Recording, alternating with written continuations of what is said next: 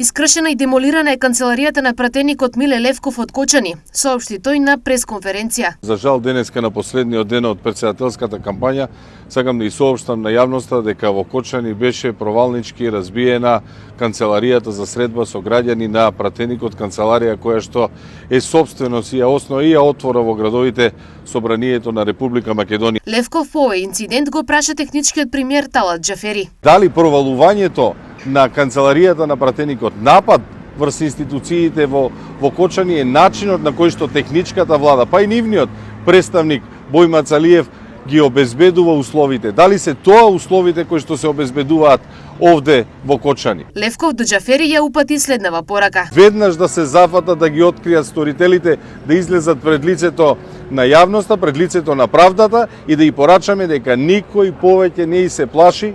Доаѓа време на пат на оваа ненародна влада. Во меѓувреме, во врска со инцидентот, министерот Бој Мацалиев се огласи на социјалните мрежи, известувајќи дека тој е решен.